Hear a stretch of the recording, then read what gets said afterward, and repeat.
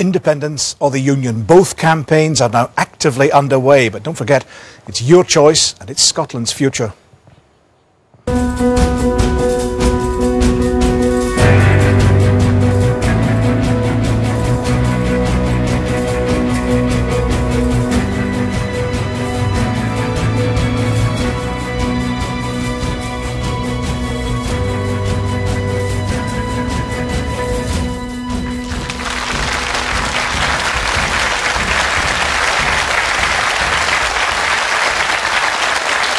Hello, good evening. A very, very warm welcome from me, Brian Taylor, to all of you watching at home, and a big welcome, perhaps a special welcome to the studio audience who have come here to join us in Pacific Quay in Glasgow. This is the third debate in a series of discussions we'll be holding in the run-up to the vote on independence, which is expected in 2014. Now, big developments this week. We've had the launch of the Better Together campaign. That's from those supporting the Union side. Last month, the Yes Scotland campaign for independence got underway. Now, both have their propositions, proposals to put to the people, and the people have gathered here from all around the Airts of Scotland, representing a cross-section of opinion with questions they want to put to our panel. And that panel is, well, it's the Scottish Conservatives' former leader, Annabel Goldie, playing a big part in the Better Together campaign. Indeed, she kind of stole the show as a bit of a chat show host, the Oprah Winfrey of Scotland on the day. We're also delighted to be joined by Margaret Curran, the Shadow Secretary of State for Scotland, representing Labour. She's now an MP, but a former MSP. Then we have from the SNP, Fiona Hislop, the Cabinet Secretary for Culture and External Affairs in the Scottish Government. And last, but absolutely never least, Margot MacDonald, the independent MSP for the Lothians, a famous and doughty campaigner for independence throughout the whole of her political life. Will you please join me in welcoming our panel?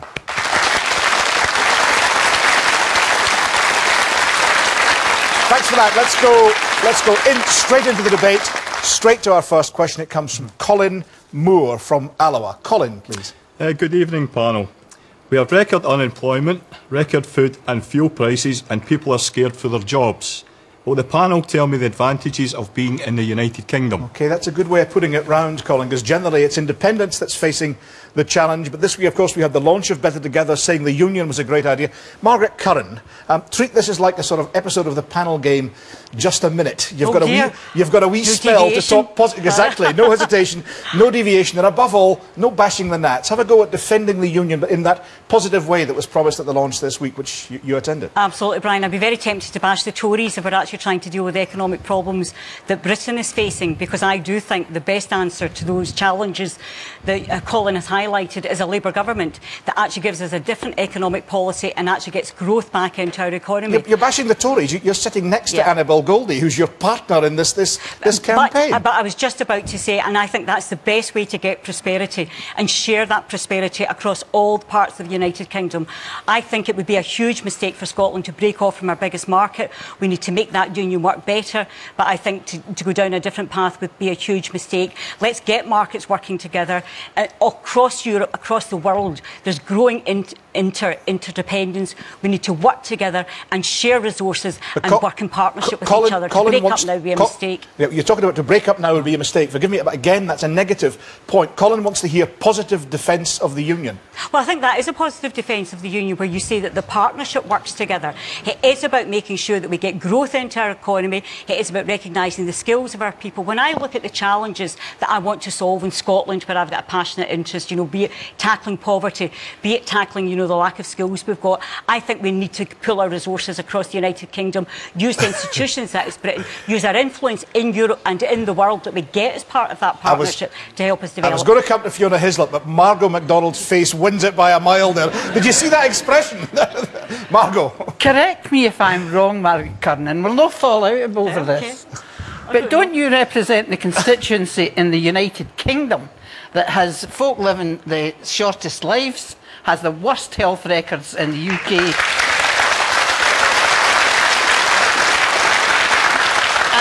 I'm sorry, Brian, but that is the record of the Union. That has got to be defended and explained. And if you can't off with the union. Margaret Curran, no, I think that's a false premise, and that's the premise that I think is fundamentally wrong.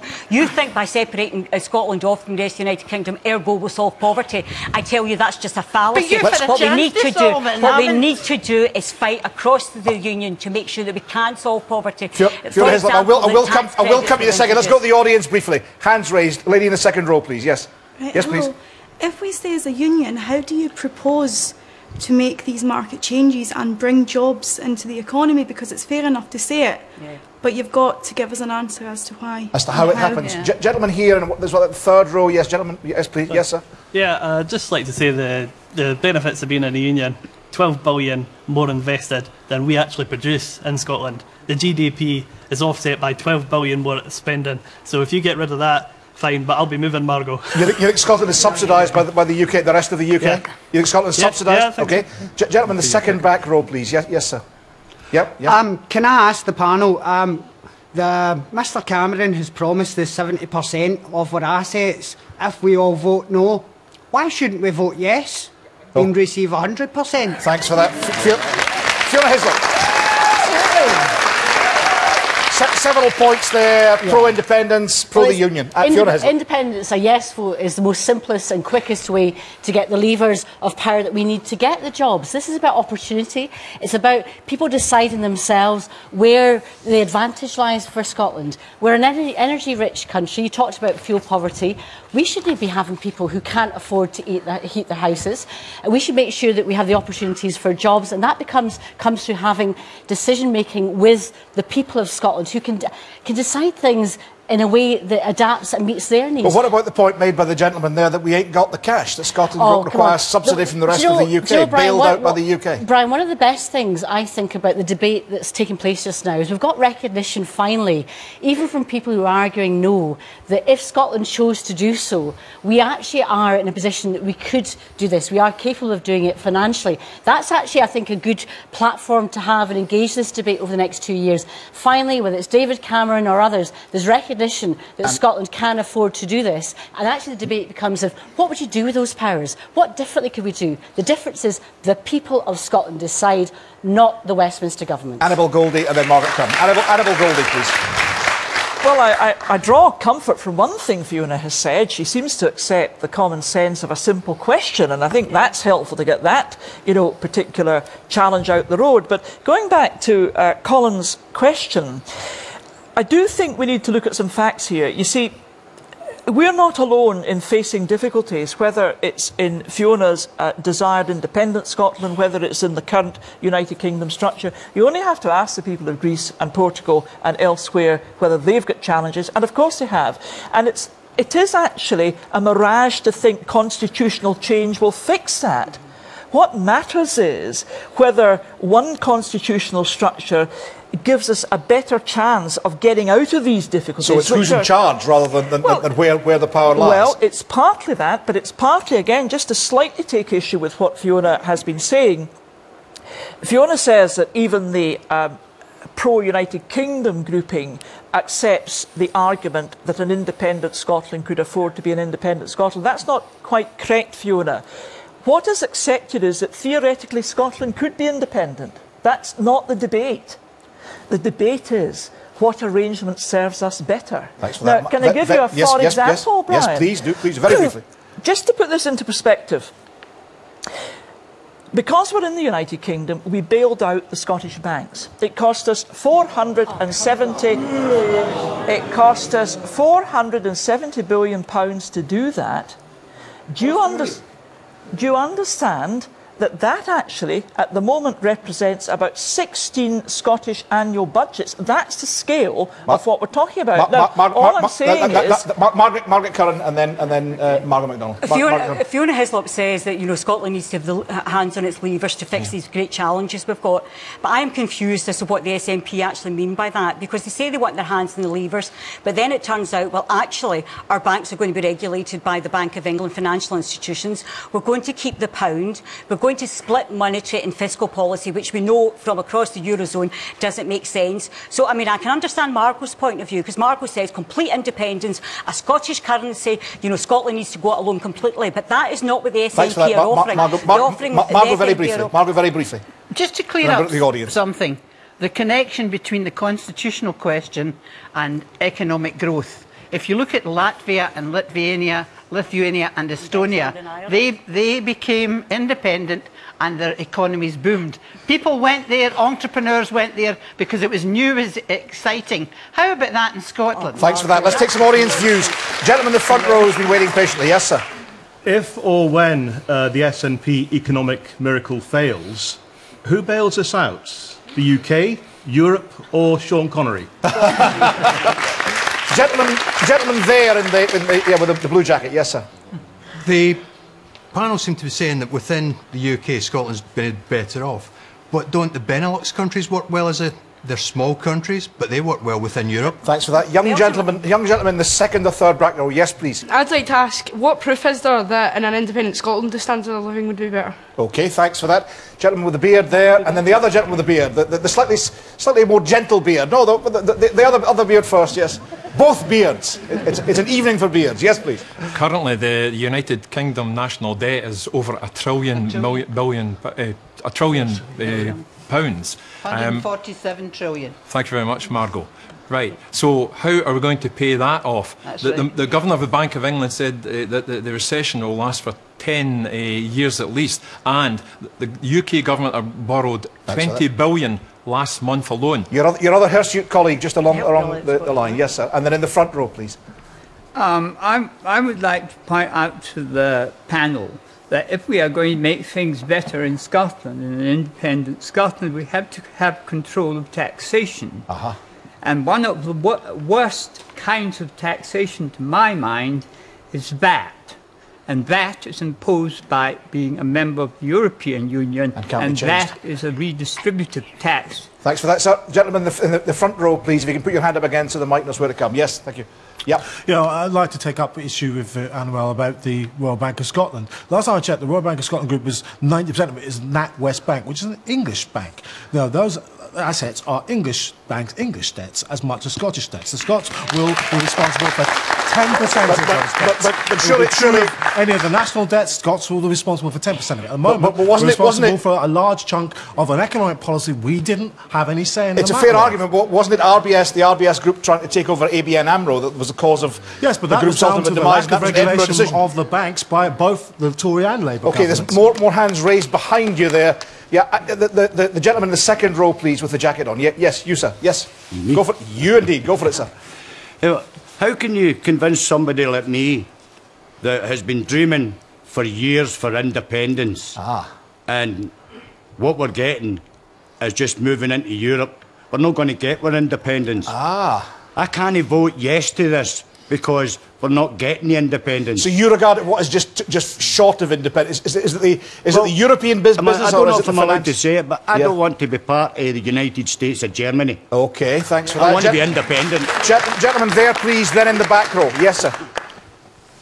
Yep, this is to Margaret Curran. You say that the solutions to poverty and unemployment is, instead of becoming independent, to vote for Labour. Since 1979, 5 times the people of Scotland at UK elections voted Labour, and what we got was a Tory government. Isn't it a case of vote Labour, get Tory until we're independent? Thanks for that. Gentlemen in the back row, please. Yep.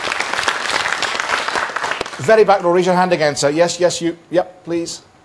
Annabel Goldie's comparisons with Greece and Portugal are absolutely ridiculous, because Greece and Portugal are not oil-rich, gas-rich country like we are. So they're ridiculous. But thanks for that. Let's come back to the panel then. Gosh, loads to talk about. Margaret Curran.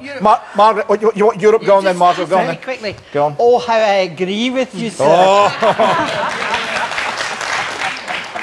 Europe changed the minute the Berlin Wall came down, and no one looked at it and realised that what would happen would Germany would look east, and you would have a tightening of the core countries. That's what happens, and I think we think about EFTA now and the free trade area, because we should be trading with Europe, but we shouldn't be run from Brussels. Clarify something very briefly for me, if you would, Margaret.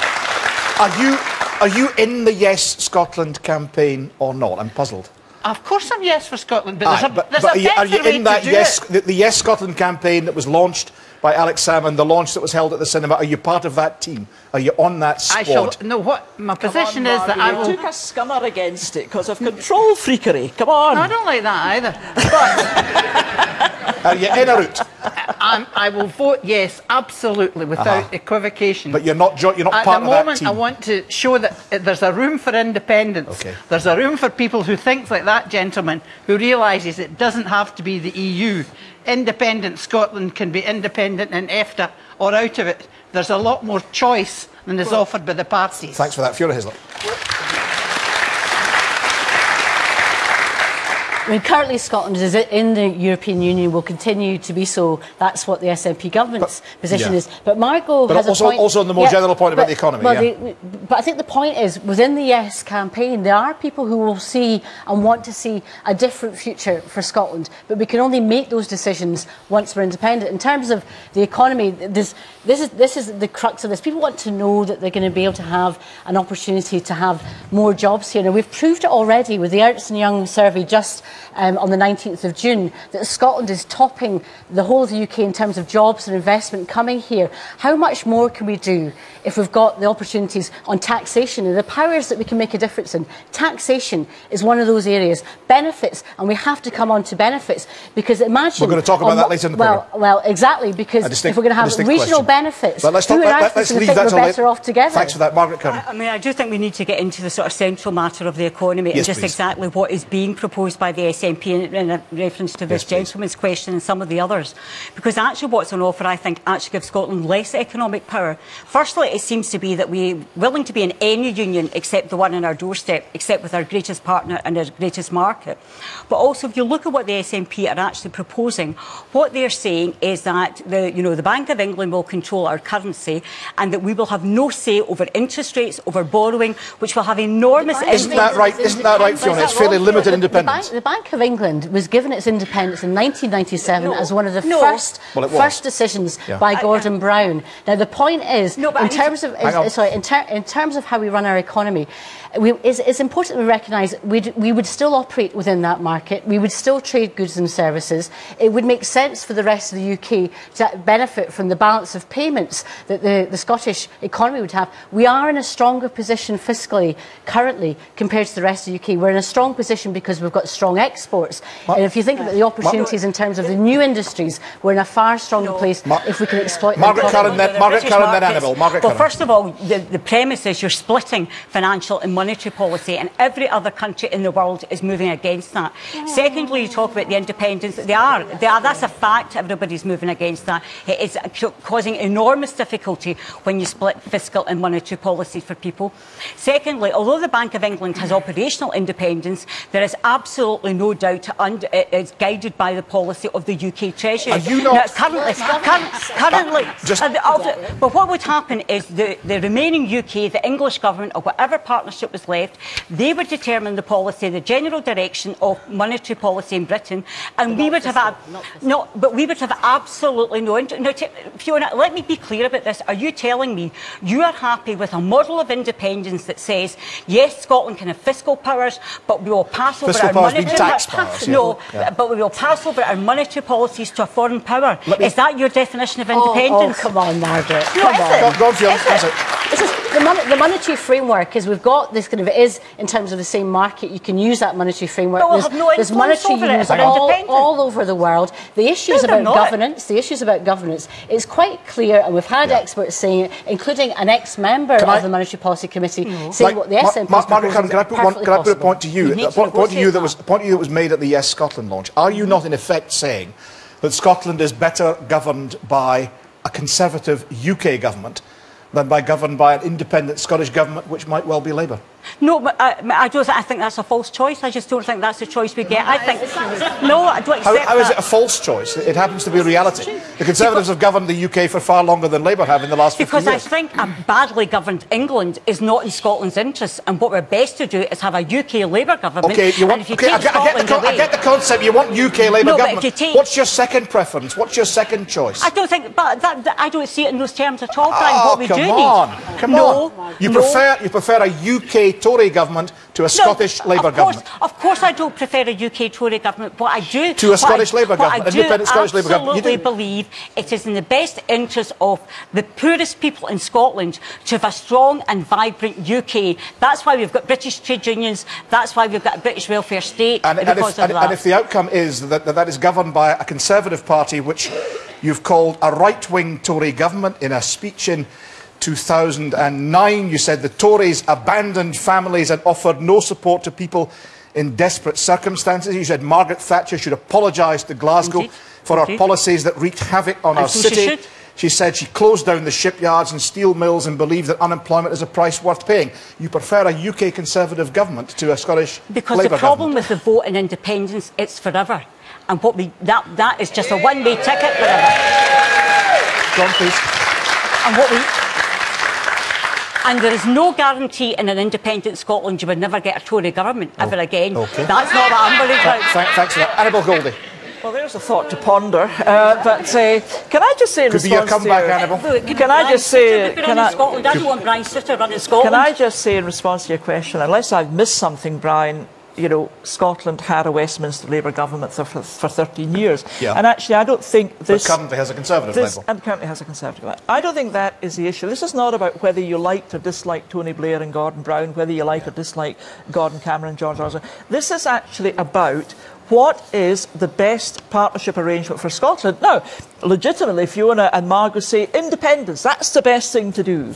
And I have to say, in response to some of the arguments I've heard, Brian, that I am uneasy about some of the assertions being made. Now, there may be a legitimate view that in an independent Scotland you would immediately get entitlement to all the oil and gas fields off the North Sea. I can tell you now, the right to that title will be challenged by some of the operators and owners of these fields. Now, you don't think it's Scotland's oil? Well, at the end of the day, Brian, I have to say to you, what is being advocated as a certainty by Fiona, I think is an exceedingly opaque legal uncertainty, and I don't think there's any question of that. But the other thing, Brian, is if you look at jobs, go back to Colin's question, you know, I'm looking at things like defence. Now, just, you know, a few yards across the River Clyde from here, we've got shipbuilding yards, we've got naval defence work on both sides of the rivers. And you think that would go?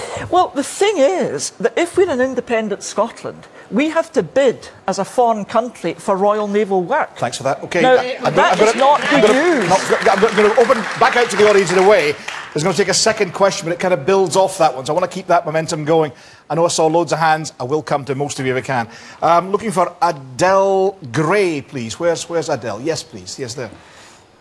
Do you think somebody can sing Flower of Scotland full-heartedly if they vote no in the referendum? Okay, this is the issue of patriotism. Again, it was raised at the Better Together launch. Alistair Darling stressing that it does, you can be an absolutely patriotic Scot and still be in favour of the Union. Margaret, what do you make of that? I believe it's sophistry, my dear, to split, yes, patriotism and nationalism. And it's a hiding place for folk who are Scottish, know they're Scottish, but have somehow got to defend not doing as Margaret has done there. Was it 90-minute nationalists your husband called them at one point? Yeah? Okay, he's called them everything, but he's at home tonight.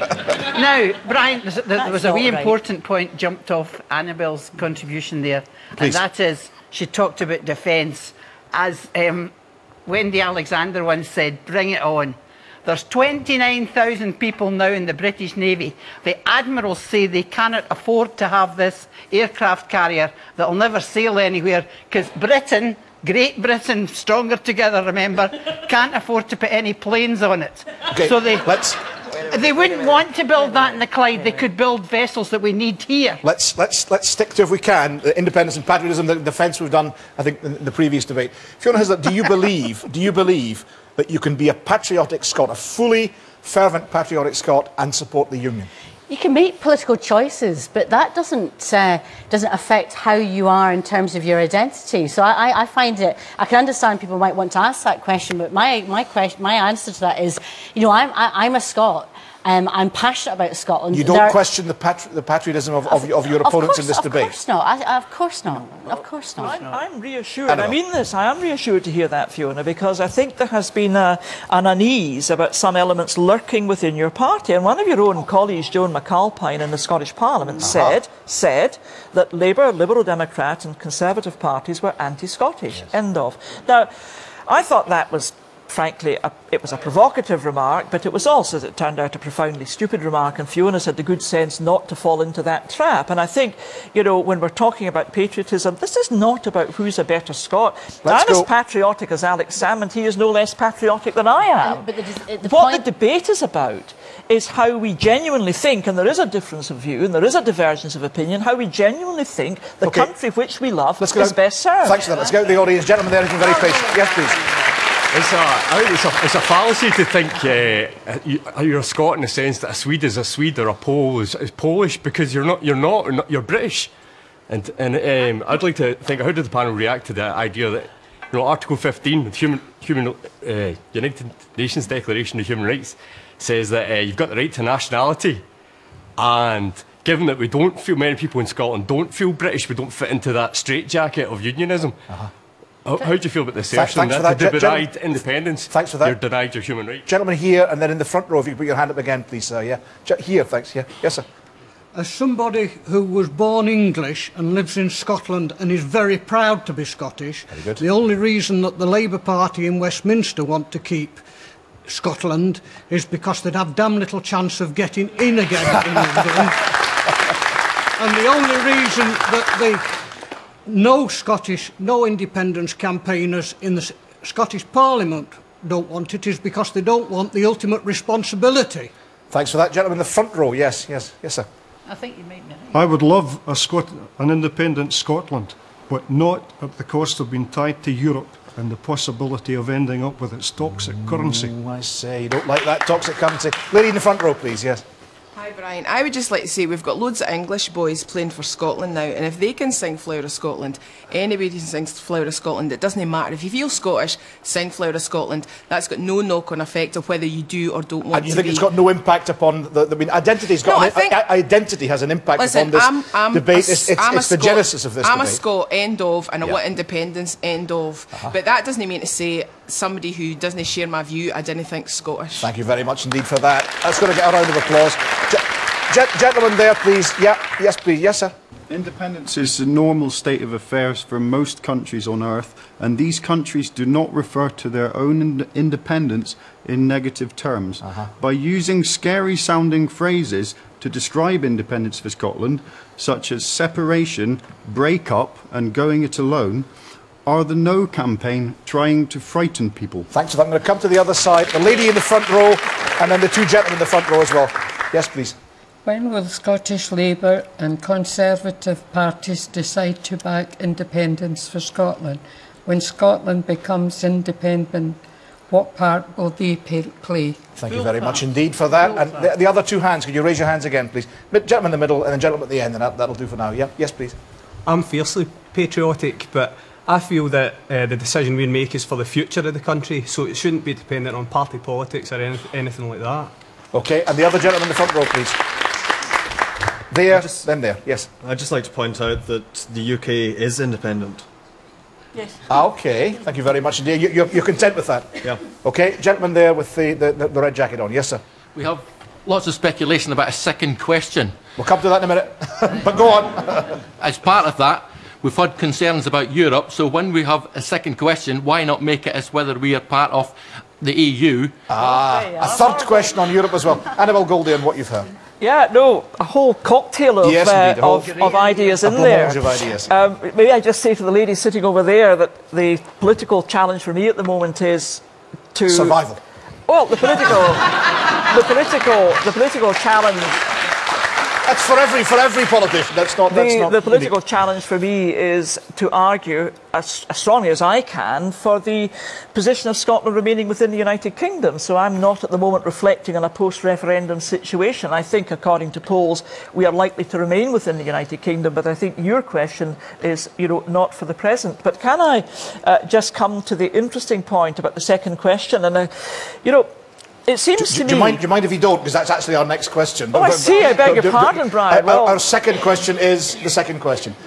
Margaret Curran. Well, it's been quite a range of views put forward here, and I mean, I'm pleased now that there's an evolution in some of the debate about this, because it is important, I think, that people like myself who believe very much in the Union are still very Scottish and as patriotic as anybody else, and I think it's insulting for that ever to be questioned. And and as we have this debate, it's important, I think, that we have that tenor. But do you think anybody has seriously questioned? I mean, Fiona's not questioning it in the slightest. Well, John McAlpin certainly has. No, okay, but Alex Salmond hasn't questioned it. Nicola Sturgeon hasn't, have they? I mean, I don't recall. Well, anyway, as long as people that's the way that I think we need to have this debate as we continue to go forward. But I mean, the gentleman in the blue shirt, I'm sorry, I've forgotten your name, who said that we, on our side of the argument, are getting very negative. Do you think that's a posh shirt? No, I said a blue shirt. A blue shirt? I thought you said a posh shirt. It's very posh as well. It's very nice shirt. Ah, get right no, it's a fine shirt. Please forgive me, I wasn't implying there's anything wrong. We vote yes to that shirt. Just because it's a blue colour doesn't mean it's when she was in the Scottish Party. Can I ask you a question? Will you Margaret, very briefly. Please, thank you, Brian. You're protecting my interests here. You've settled the ship. I mean, there's negative. There's, I could equally argue that I think the pro-separation case is equally negative with us. We're going to have that. I'm going to come on to that, but I think we have to get real in this debate, and I think Scotland has to wake up to the enormity of the decision that we are making. Now, I understand if you take a different political perspective from me, the language shapes the debate, but you need to honestly understand that many people in Scotland see it. To me, that's reality. There is no doubt when we make this decision, I presume, in 2014, it is about separation, it is about break-up, it is about a fundamental irrevocable change. Fiona, very briefly. Don't underestimate the capability of the Scottish people to understand the importance of this decision. I think it's exciting. I think there's opportunity. And I think if we can have the debate about how we want to shape our own future, that's the positive language we should be discussing. Now, and that's where we should go. Since Annabelle gave me the cue, we'll move on to that question, if you'd allow me, about the second question and more powers. Blair Roberts, where's Blair, please? Yes, sir. What does the panel think about more powers for Scotland if it remains in the UK? OK, that's an interesting question. More powers for Scotland, that's the possibility of there being a question on Devo Max or Devo Plus as well. Is it not? I think it might. Well, I'll tell you what it is then. If it's not that, it's about more powers for Scotland being offered by those who support the Union. Can you clarify what those would be and when they would arrive? Well, you see, the reason why, Brian, I question that is that I think there is a debate to be had about devolution. And as we've always said, it's a process, not an end in itself, that it will keep developing. But how's that process going? I mean, if there are more powers to come, what are they and when do they come? Well, that's a conversation we need to have. I think you need to be very clear. Well, could we have it now? What are they and when will they come? What are they and when will they come? Brian, let me make my case. No, let me make the case, because it's a very important point that needs to be made as we go into this, that there is a very distinct difference between how we stay in the partnership and how we develop that relationship and whether or not we leave it. Now, if you want to leave it, that's a very credible argument. Put that argument. But if you want to stay, then we argue about how we develop devolution. Don't confuse the two, because they're very different journeys. You don't think you have to publish details on that in advance of the referendum? Well, let's see how the debate goes. I've got my own views. I'll argue very strongly for the development of devolution. I think there's a whole debate about the governance of Scotland. I don't want to just give powers to more politicians in Parliament. I want to give powers to the people of Scotland. That's the debate I want to have. Margot. You first of all decide what it is you would like to do through the Scottish Parliament. Once you've decided what you'd like to do, you decide where you get the money from. And believe you me, you cannot tackle poverty, you cannot tackle the inequalities we've got in Scotland if you leave defence and if you leave foreign affairs and the economy with London. And that always seems to be the case. Because if you do, you'll be spending the money you should be spending on old people. You'll be spending it in Trident. You'll be spending it in great big aircraft carriers. So there's fundamental decisions to be made. But first of all, decide what you want to do from a Scottish basis. Then you'll say what the requisite powers needed are. Thanks for that. And only then you have a referendum. Right at the very back. The gentleman got the hand raised right at the very back. Yes, sir. Right. I think tonight Margaret Curran's been quite fond of saying that things are a false choice. I think it's a false choice between saying we have to decide about independence now and further devolution later. There's a lot of people who care very much about what the Labour Party's policy on further powers for Scotland would be in the event of a no vote. I think we should have that debate now as well. Gentleman in the second row and the gentleman in the third row with the tie on. Yeah, please. hypothetically, if Scotland was to say yes to independence, has anybody got any idea how long a time frame it would be between the vote and full independence? Good question. And the gentleman in the tie, yes, please, sir. Yep. Could we have a question like the 1997 question for less powers and less power for Alex Salmond in our country? Well, a question perhaps on the abolition of the Parliament. Would you be in favour of that? Yeah, that would be. What a costly operation. You're getting a ripple for that. Gentlemen in the front row, please. Yes, sir, yes. Yeah, shouldn't there really be an issue about the tactics of this campaign? I mean, surely for Labour supporters, right, by and large, they want social justice, they want poverty to be tackled, they want equality. They don't want a Tory government in London with those economics and a place that can elect somebody like Boris Johnson as mayor, deciding what the economic policy of this country should Margaret be. Curran, very briefly, it was you and then Annabel. Margaret Curran, then Annabel. My argument is not that that somehow I'm saying it's a choice by either abolish poverty or we don't abolish poverty. It seems to me the best way to abolish poverty is through using the powers across the United Kingdom. I mean, when we had a Labour government for 13 years, when we introduced tax credits, £14 billion, £1.5 billion spent in Scotland. We introduced tax credits. The SNP didn't say, "Oh, that's great. I'm really glad we've got a Labour government." Said what they did say, but the case has always been that whether you've got a Labour government or a Tory government, we've always had this debate in Scotland that the only answer Scotland needs is independence, because the union actually damages Scotland's economic interests. My argument to you is not. Well, see, I disagree with the man who clapped so loudly here. My argument is not that it's English that damage Scotland's economic interests. It's a political alliance. No, it's not. It's the politics that it's a Tory government that damaged Scotland, not the English that damaged Scotland. Welfare state. Hang on a second. Annabel Goldie, your Prime Minister David Cameron, please. Your Prime Minister David Cameron has hinted or suggested that there could be more powers for Scotland in the event of a no vote. But do we not need more detail on that? If we don't get more detail on that, then what does a no vote imply? If you constantly say you don't know what a yes vote is, you don't know what independence is, but if you vote no and you don't know what's coming in the way of further powers, then you don't know what a no vote implies either, surely. Well, let's just try and strip this back to its bare essentials. In the audience tonight, there are people who support independence, and they're very vociferous. There are also, I detect, people in the audience who think we're better remaining within the United Kingdom, and then I suspect there's an element in the audience that really is open to discussion on this and is looking for some guidance.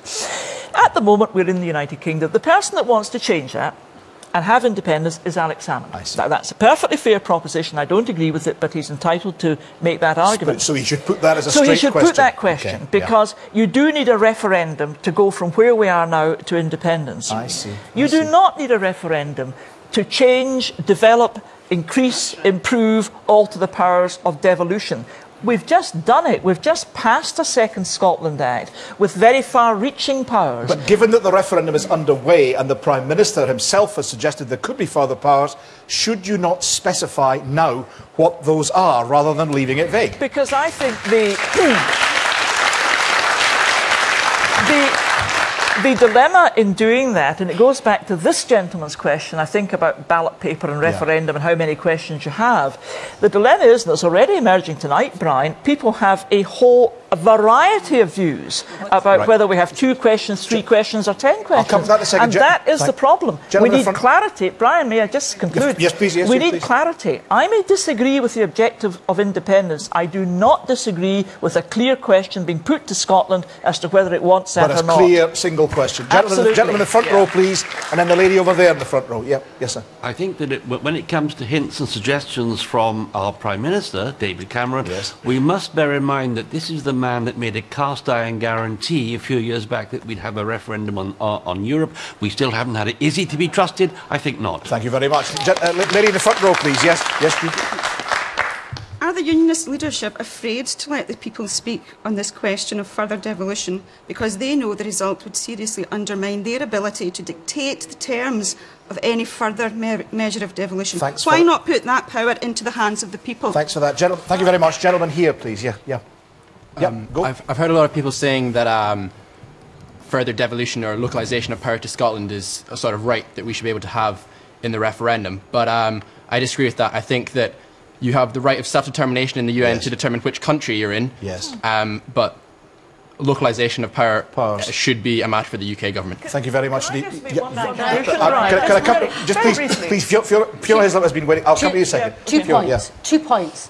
It's not the first time that a Tory Prime Minister said, vote no and we'll give you more powers later. And what happened? We didn't get powers and we didn't get the Scottish Power for 20 odd years. So learn the lessons of history. And the second point, this is about democracy. I want to see an independent Scotland. I will vote yes. I am part of the yes, the yes campaign. But I recognise that there are a large number of people in Scotland who might not want to have all those powers, but might want other powers. Now that position has not been reflected by any political leadership. On a cotton-picking... Civic Scotland, SUC, hang on a cotton-picking second, in that position. Fiona, you can argue that. If you want a mandate for independence, you put yes or no on independence, that then mandates your government to negotiate for independence. But if it's more powers or Devo Max, that's not in your hands. That's in the hands of the UK government. It mandates no one if you put that on the ballot paper. No one at all. But we have to reflect in this debate, there are a large number of people who we have yet to convince, and I want to convince them to vote yes in that referendum for independence. Isn't Alistair Darling right? You only want a second question on the ballot paper because you think it's going to be no to the first. Well, can I just say, the people who don't... Not at all. It's a backup. I am absolutely confident that we can get a yes vote in that referendum in 2 years' time. Well, why don't you put that as a straight question, yes or no? Why toy with the second question? Because I've recognised, and this is about democracy, it's not about party, it's not about party issues. We've got 21,000 responses to go through to the consultation that's currently taking place. And I think that's 10 times more than the rest of the United Kingdom's consultation. We've got to respect the right in this debate. I'm not closing off that door. The people who are closing off the door are those that are saying we shouldn't engage with people who have a different point of view. And I think we have to respect people. The First Minister yesterday, right to express the First Minister yesterday quoted from Exodus. He said, "Let my people go." He did not say, "Let my people have a multi-option referendum so that they can determine their relationship with Egypt." It was a straightforward question that he was putting. Well, I want to see a yes vote for independence, but let's respect the right of people to have the alternative if they want that. But let's see the results of the consultation first. Annabel Goldie, Margaret Curran. The First Minister's a man of no small self-importance, and when he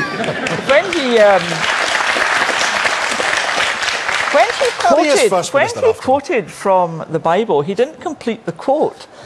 That they may serve me in the wilderness. Now, this is to me a rather frightening. This is to me a rather frightening proposition. But can I go back to what Fiona was saying? Fiona's case does not stack up.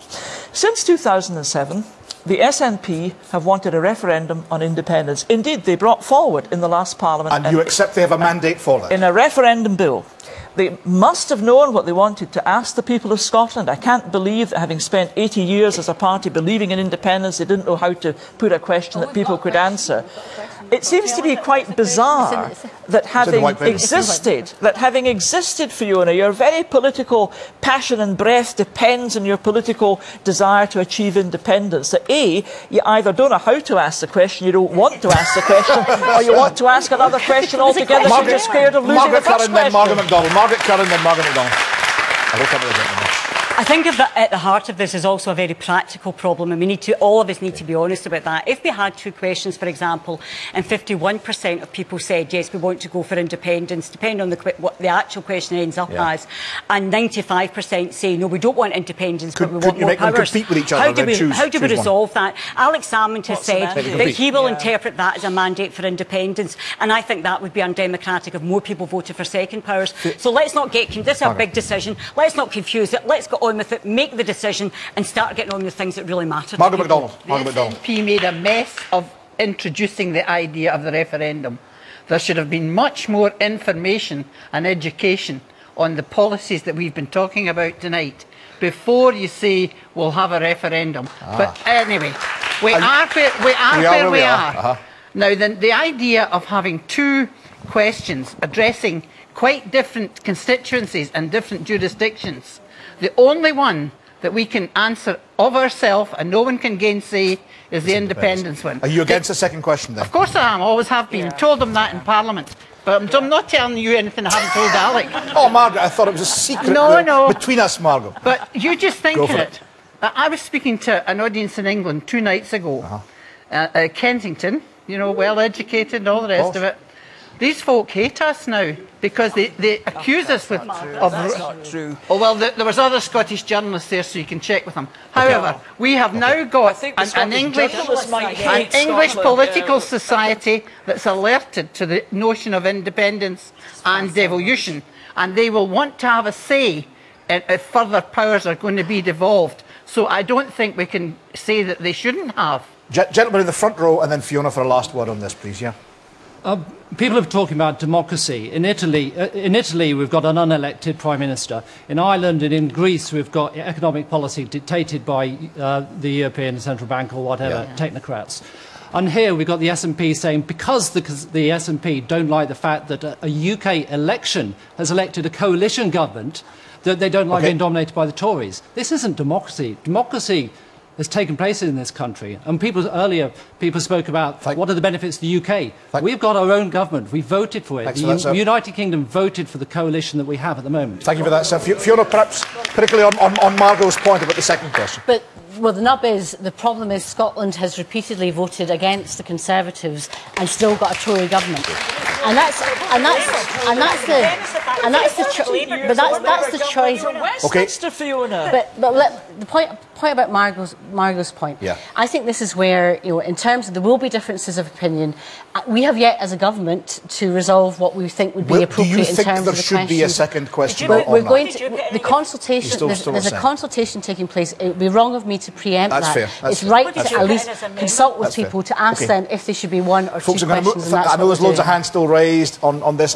Forgive me, I'm going to move on to the next question. But before we do that, I should mention that if you want to take part in this, you want to gain more information on these and many other related issues, the topics we've raised tonight have been great stuff, but there's more to come. Visit the Scotland's Future section of the BBC News website. You can find it by logging on to bbc.co.uk/Scotland's Future. They bet me I couldn't say that, but there you are. I managed to get it through. Thank you very much indeed for that. Forgive me, there's more to come, there's more to come, there's more to come. The hands are raised. The next question, please, comes from, where's Miles? Miles Webb. Yes, please. Good evening. What changes, if any, would the panel make to the benefits system to suit Scotland? See, I told you we were going to go to welfare. Margaret Curran, what would you change in Scotland? Well, I would immediately cancel what the Tories are doing, many of them. I mean, you obviously, we will invariably come back to whether Scotland should have its own welfare benefit system. What's intriguing just now is actually, as a result of the current legislation that's going through Westminster, is a number of benefits have actually been already devolved to Scotland. The Social Fund, for example, and, you know, and I would still be interested to know what the SNP are wanting to do with the Social Fund in Scotland. I mean, what we need to do is have a debate about what type of welfare system that we want to have. I think you actually get the redistribution of resources across the UK, which is of the benefit to Scottish people. So if you have the bigger economy, you can redistribute within... For example, in 2010, 3 times the amount was spent on welfare in Scotland than was raised by oil and gas. So I think that does help. But what you can't do, I think, with the greatest respect to people, is just have a very facile debate that says, well, if we were independent, we wouldn't have what the Tories are doing. We would just keep the welfare state intact. By definition, you always have to have a debate about welfare. If we're having this debate, I want to hear what those proposing independence will tell us about the future of welfare benefits in Scotland. Just because they're devolved won't, I promise you, protect them. Are you saying that the Conservative proposals, which may come after another general election, are ones that are driven by economic necessity? Well, I wouldn't say they're driven by economic necessity. I think they're driven a lot by ideology, and I think they're driven by, as we've seen from the Prime Minister this week, I think they're driven by a complete misunderstanding about how certain people live. I'm not against changing the welfare reform system. You have to do it properly and on a basis of fairness and in a way that works effectively. Thank you very much. Let's go to the audience. Gentlemen, the second row, please, there, and then up here. Yes. The current government is changing the benefits and allowances available for the disabled.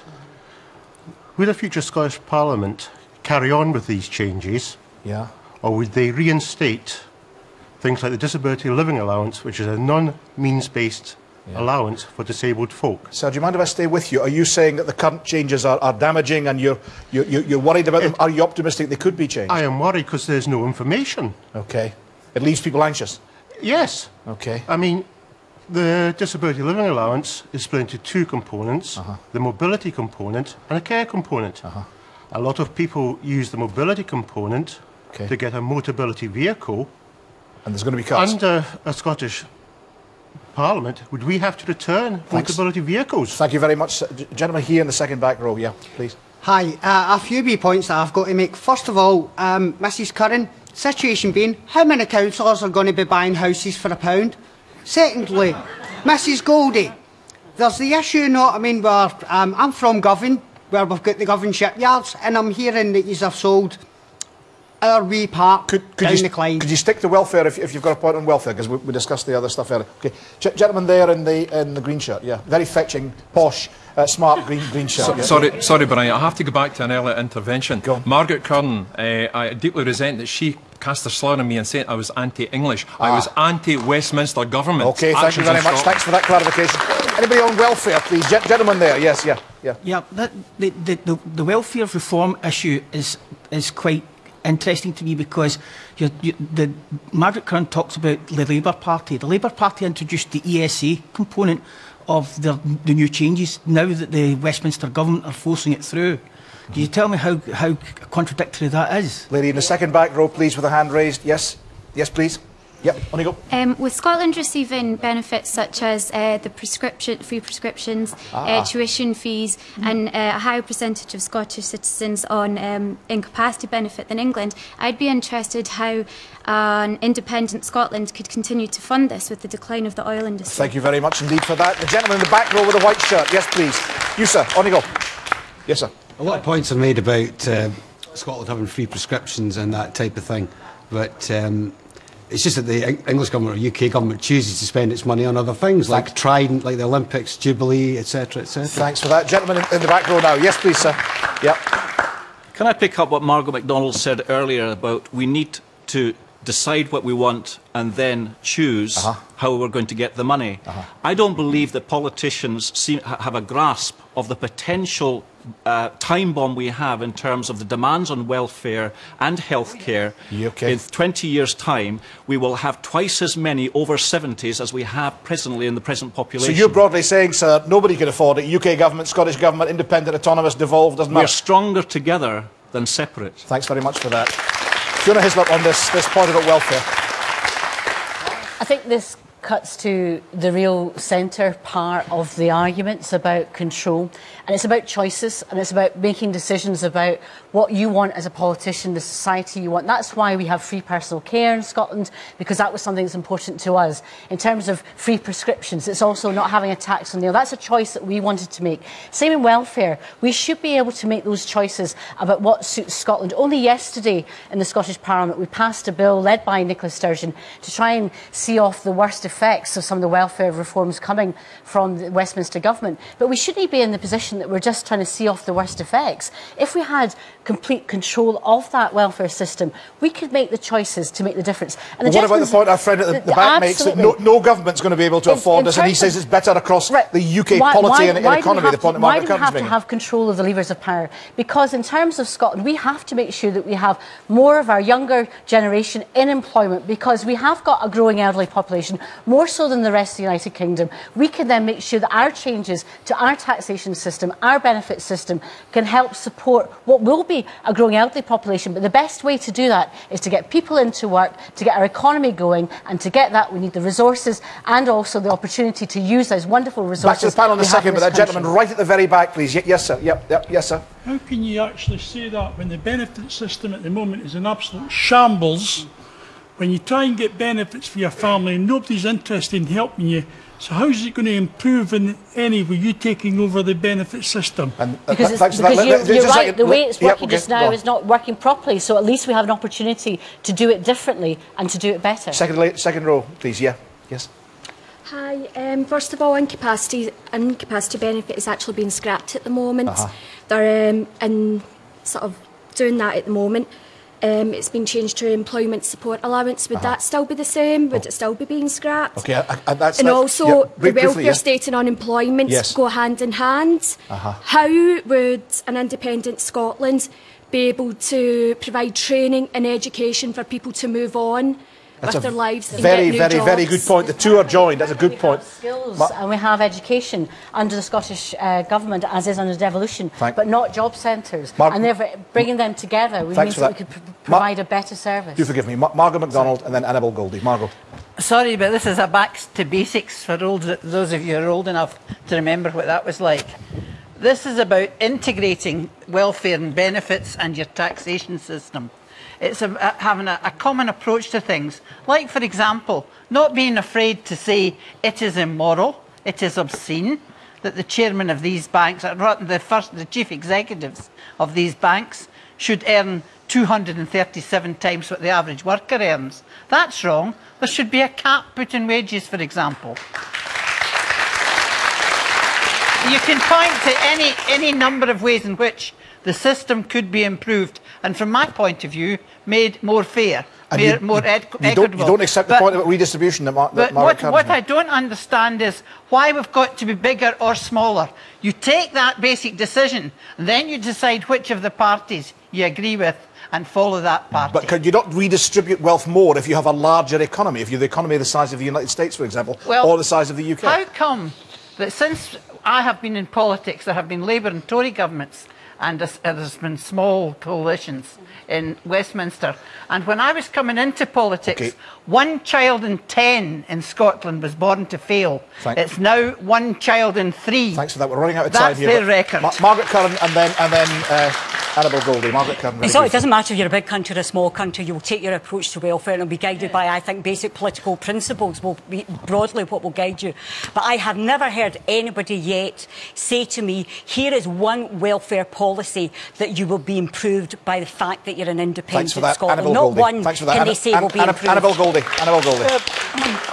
I think the gentleman at the back made a very important point. Welfare reform is contentious, we know that, and yet something has to be done, because what we must ensure is that we have a system that actually does provide help to those who need it. And that is not what the system was doing. And the reforms are to try and target resource to those that desperately require it. Thanks for that. But can I say, Brian, in the UK, in Scotland, there are currently 1 million pension recipients who are underwritten by the UK Treasury. Thanks for that. And finally, a tremendous discussion. Thanks for all your contributions. Finally, the sport. Let's go to Kirsty Strickland, please, from Dunfermline. The sport. With the Euro 2012 final this weekend, would independence mean that Scotland could make the next major tournament? Oh, I say.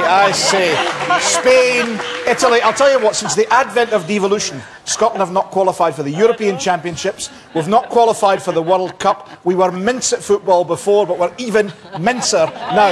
And is there a way of turning that round with independence? Fiona Hislop, tell me we would qualify for the World Cup. I sincerely hope so. If devolution hasn't delivered it, let's make sure that we can have an opportunity. It's the fault of the MS. It's not Craig Levine's fault. It's their fault. We've got worse since Margaret MacDonald. You're a Hibs fan, if that counts as football. I was on the road with Ali's army. Oh, indeed.